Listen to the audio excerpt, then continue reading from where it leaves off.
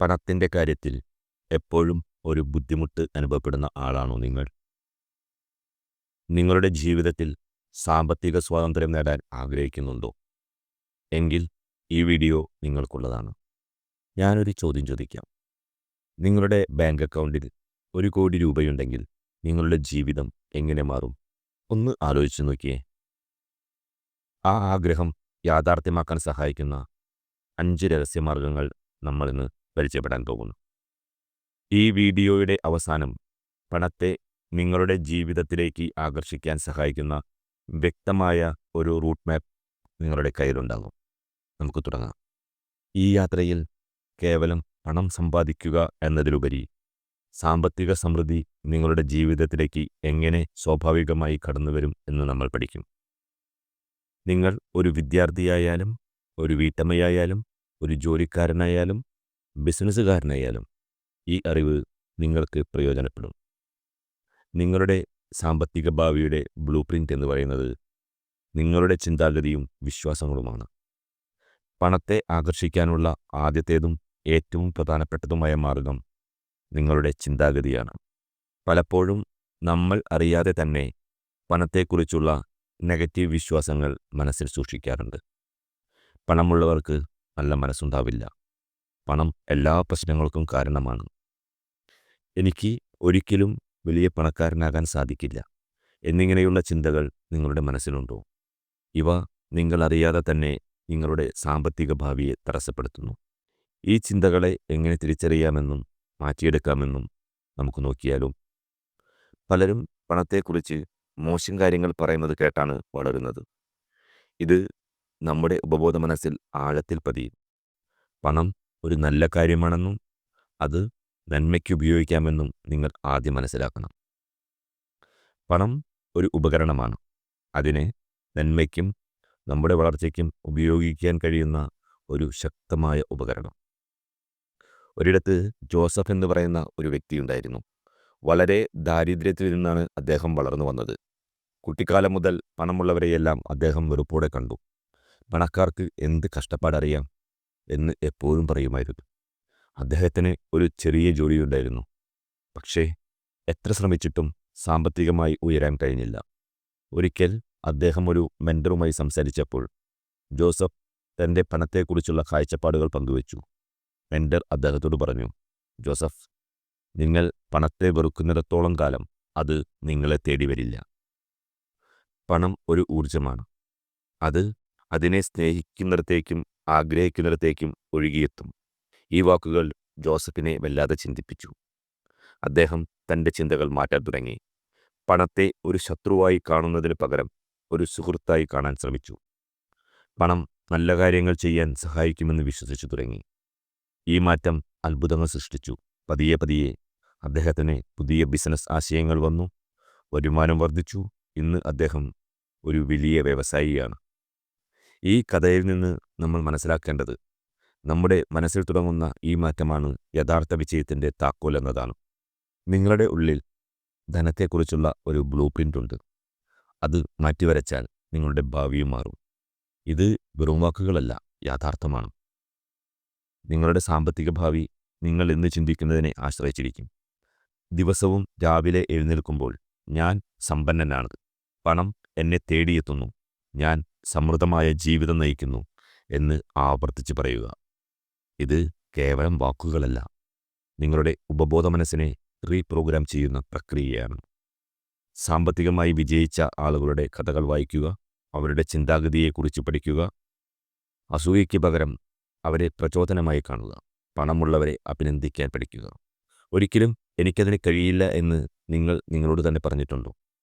ആ വാചകത്തിന് നിങ്ങളുടെ സാമ്പത്തിക വളർച്ചയെ തടയാനുള്ള ശക്തിയുണ്ട്.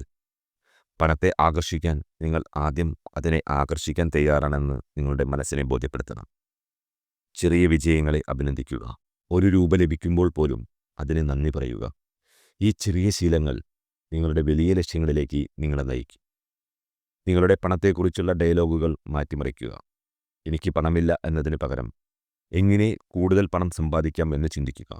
ഈ മാറ്റം നിങ്ങളുടെ കാഴ്ചപ്പാടിനെ തന്നെ മാറ്റും. സമ്പത്തിൻ്റെ ശരിയായ വഴി സാമ്പത്തിക സാക്ഷരതയും ആസൂത്രണവുമാണ്. ചിന്താഗതിയെ മാറ്റിയ ശേഷം അടുത്ത ഘട്ടം പ്രായോഗികമായ അറിവ് നേടുക എന്നതാണ്. സാമ്പത്തിക സാക്ഷരത എന്നത് പണം എങ്ങനെ കൈകാര്യം ചെയ്യണം, എവിടെ നിക്ഷേപിക്കണം, ചെലവുകൾ എങ്ങനെ നിയന്ത്രിക്കണം എന്നതിനെക്കുറിച്ചുള്ള അറിവാണ്. നിങ്ങളുടെ വരുമാനം എത്രയാണെങ്കിലും സാമ്പത്തിക കാര്യങ്ങൾ ആസൂത്രണം ചെയ്യാൻ അറിയില്ലെങ്കിൽ നിങ്ങൾക്ക് സാമ്പത്തിക സ്വാതന്ത്ര്യം നേടാൻ കഴിയില്ലെന്ന് നിങ്ങൾക്കറിയാമോ? പലരും പണം വരുമ്പോൾ ചെലവാക്കുകയും പിന്നീട് സാമ്പത്തിക ബുദ്ധിമുട്ടുകൾ നേരിടുകയും ചെയ്യുന്നു. ഒരു ബഡ്ജറ്റ് ഉണ്ടാക്കുക എന്നതാണ് ആദ്യപടി. നിങ്ങളുടെ വരുമാനം എത്രയാണ്, ചെലവുകൾ എന്തൊക്കെയാണ് എന്ന് കൃത്യമായി രേഖപ്പെടുത്തുക.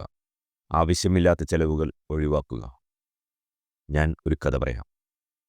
രാമൻ എന്ന ഒരു സാധാരണക്കാരൻ്റെ കഥ. അദ്ദേഹത്തിന് വലിയ വരുമാനമൊന്നും ഉണ്ടായിരുന്നില്ല. എന്നാൽ ഒരു ദിവസം രാമൻ തൻ്റെ സാമ്പത്തിക സ്ഥിതിയെക്കുറിച്ച് ആശങ്കപ്പെടാൻ തുടങ്ങി. അദ്ദേഹം ഒരു സാമ്പത്തിക ക്ലാസ്സിൽ ചേർന്നു. അവിടെ വെച്ച് പഠിച്ച ആദ്യ പാഠം ബഡ്ജറ്റായിരുന്നു. അദ്ദേഹം തൻ്റെ വരുമാനം, വാടക, ഭക്ഷണം, യാത്രാച്ചെലവുകൾ എന്നിവയെല്ലാം കൃത്യമായി രേഖപ്പെടുത്തി. അനാവശ്യമായ ചിലവുകൾ അദ്ദേഹം കുറച്ചു. ഉദാഹരണത്തിന്, എല്ലാ ദിവസവും പുറത്തുനിന്ന് ഭക്ഷണം കഴിക്കുന്നത് നിർത്തി. വീട്ടിൽ നിന്ന് കൊണ്ടുപോകാൻ തുടങ്ങി. മാസാവസാനം ഒരു ചെറിയ തുക മാറ്റിവെക്കാൻ അദ്ദേഹത്തിന് സാധിച്ചു. ഈ തുക അദ്ദേഹം ചെറിയ നിക്ഷേപങ്ങളിലിട്ടു. വർഷങ്ങൾ കടന്നുപോയി. അദ്ദേഹം സ്ഥിരമായി നിക്ഷേപം തുടർന്നു. ഇന്ന് ഇദ്ദേഹം സാമ്പത്തികമായി സുരക്ഷിതനാണ്. അദ്ദേഹത്തിന് സ്വന്തമായി വീടുണ്ട്. കുട്ടികളുടെ വിദ്യാഭ്യാസം ഉറപ്പാക്കിയിട്ടുണ്ട്. വലിയ സാമ്പത്തികമില്ലാതിരുന്നിട്ടും സാമ്പത്തിക സാക്ഷരതയും കൃത്യമായ ആസൂത്രണവും അദ്ദേഹത്തിൻ്റെ ജീവിതത്തിൽ വലിയ മാറ്റങ്ങൾ വരുത്തി. എൻ്റെ വരുമാനം കുറവാണ്, എനിക്ക് നിക്ഷേപിക്കാൻ പണമില്ല എന്ന് നിങ്ങൾ ചിന്തിക്കാറുണ്ടോ? ഈ ചിന്ത തന്നെ നിങ്ങളെ തളർത്തുകയാണ്. ചെറിയ തുകകളിൽ നിന്ന് പോലും നിക്ഷേപം ആരംഭിക്കാൻ കഴിയും. മ്യൂച്വൽ ഫണ്ടുകൾ, ഓഹരികൾ, സ്വർണം, റിയൽ എസ്റ്റേറ്റ് എന്നിങ്ങനെയുള്ള നിക്ഷേപ മാർഗങ്ങളെക്കുറിച്ച് പഠിക്കുക. ഒരു സാമ്പത്തിക ഉപദേഷ്ടാവിൻ്റെ സഹായം തേടുന്നത് നല്ലതാണ്. നിങ്ങളുടെ പണം നിങ്ങൾക്ക് വേണ്ടി പ്രവർത്തിക്കണം. ഒരു എമർജൻസി ഫണ്ട് ഉണ്ടാക്കുക. അപ്രതീക്ഷിതമായി വരുന്ന ചെലവുകളെ നേരിടാൻ ഇത് നിങ്ങളെ സഹായിക്കും. ചുരുങ്ങിയത് 6 മാസത്തെ ചെലവുകൾക്കുള്ള തുകയെങ്കിലും എമർജൻസി ഫണ്ടായി സൂക്ഷിക്കുന്നത് നല്ലതാണ്. നിങ്ങളുടെ ഭാവിയിലെ സാമ്പത്തിക സുരക്ഷിതത്വത്തിനായി നിങ്ങൾ ഇന്ന് എന്ത് തീരുമാനമാണ് എടുക്കുന്നത്? ഈ ചോദ്യമാണ് നിങ്ങളുടെ സമ്പത്തിൻ്റെ ഭാവിയെ നിർണ്ണയിക്കുന്നത്. കടം കുറയ്ക്കാൻ ശ്രമിക്കുക. ഉയർന്ന പലിശ നിരക്കുള്ള ക്രെഡിറ്റ് കാർഡ് കടങ്ങൾ പോലുള്ളവ എത്രയും പെട്ടെന്ന് തീർക്കാൻ ശ്രമിക്കുക. കടങ്ങൾ നിങ്ങളുടെ സാമ്പത്തിക വളർച്ചയെ തടസ്സപ്പെടുത്തും. സാമ്പത്തികമായി അറിവുള്ള ഒരു വ്യക്തിക്ക് മാത്രമേ പണത്തെ നിയന്ത്രിക്കാനും അതിനെ വർദ്ധിപ്പിക്കാനും കഴിയൂ. പണത്തെ ആകർഷിക്കാനുള്ള മൂന്നാമത്തെ മാർഗം നിങ്ങളുടെ കഴിവുകൾ വികസിപ്പിക്കുകയും മറ്റുള്ളവർക്ക് മൂല്യം നൽകുകയും ചെയ്യുക എന്നതാണ്. നിങ്ങൾ എത്രത്തോളം മൂല്യം നൽകുന്നുവോ അത്രത്തോളം പണം നിങ്ങളിലേക്ക് വരും. എനിക്ക് പ്രത്യേക കഴിവുകളൊന്നുമില്ല എന്ന് നിങ്ങൾ ചിന്തിക്കാറുണ്ടോ? എങ്കിൽ ഓർക്കുക, നിങ്ങളിൽ ഒളിഞ്ഞിരിക്കുന്ന ഒരു കഴിവുണ്ട്. അത് കണ്ടെത്തിയാൽ നിങ്ങളുടെ ജീവിതം മാറും. ഇന്നത്തെ ലോകത്ത് നിരന്തരമായ പഠനം അനിവാര്യമാണ്. അത് സാങ്കേതികവിദ്യയുമായി ബന്ധപ്പെട്ടതാകാം, ആശയവിനിമയവുമായി ബന്ധപ്പെട്ടതാകാം, അല്ലെങ്കിൽ ഒരു പുതിയ ഭാഷ പഠിക്കുന്നതാവാം.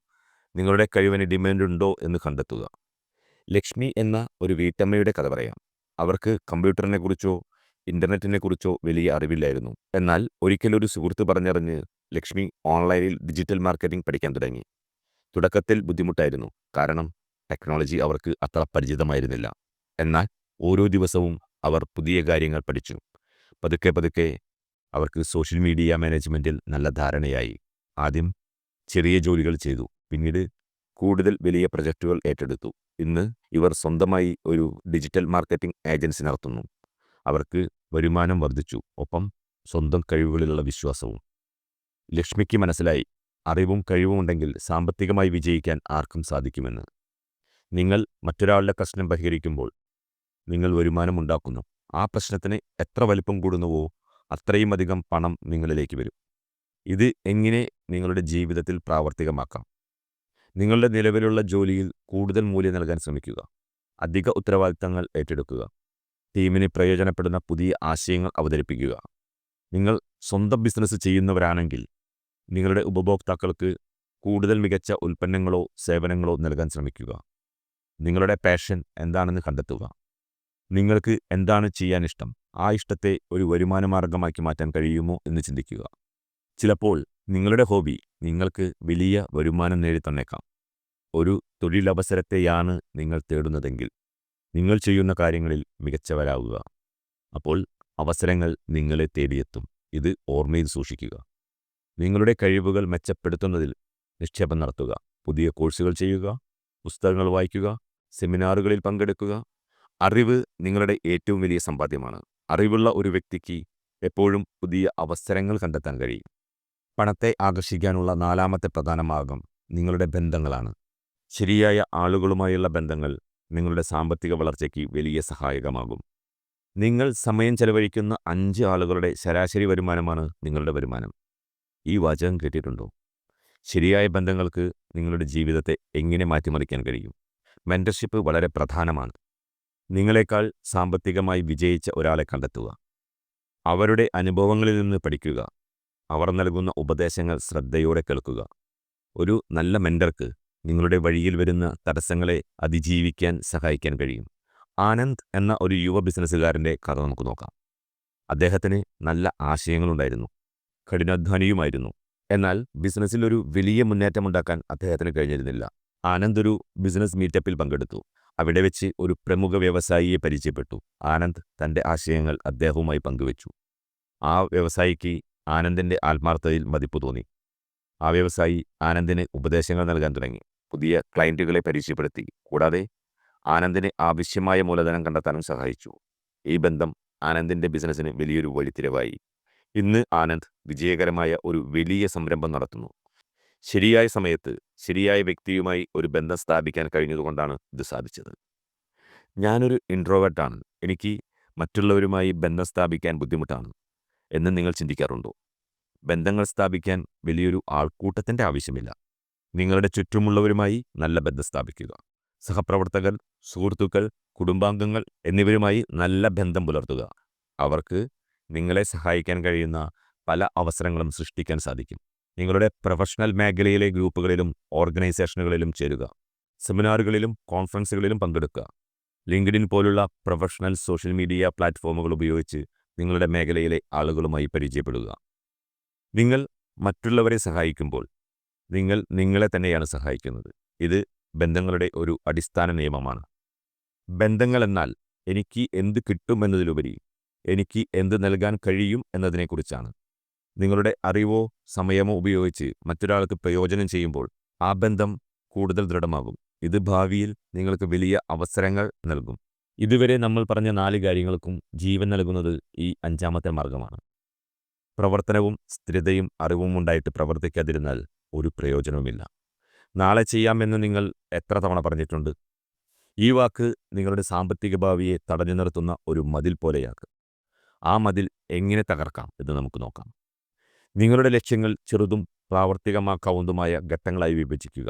ഉദാഹരണത്തിന്, ഒരു വലിയ തുക നിക്ഷേപിക്കുന്നതിന് പകരം എല്ലാ മാസവും ചെറിയൊരു തുക നിക്ഷേപിക്കാൻ തുടങ്ങുക.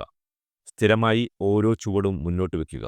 ഒരു സംരംഭകൻ ഒരു പുതിയ ഉൽപ്പന്നം വികസിപ്പിച്ചു. അത് വിപണിയിലെത്തിക്കാൻ ഒരുപാട് കഷ്ടപ്പെട്ടു.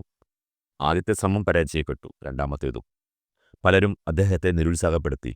ഇതൊന്നും നടക്കാൻ പോകുന്നില്ല എന്നാണ് ആളുകൾ പറഞ്ഞത്. എന്നാൽ അദ്ദേഹം പിന്മാറിയില്ല. ഓരോ പരാജയത്തിൽ നിന്നും പാഠം പഠിച്ചു, തെറ്റുകൾ തിരുത്തി.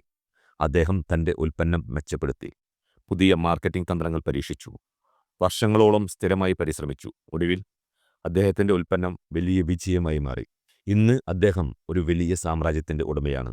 ഈ സംരംഭകൻ്റെ വിജയം കാണുമ്പോൾ നമ്മൾ പലപ്പോഴും അദ്ദേഹത്തിൻ്റെ പിന്നിലെ കഠിനാധ്വാനവും സ്ഥിരതയും കാണാതെ പോകുന്നു.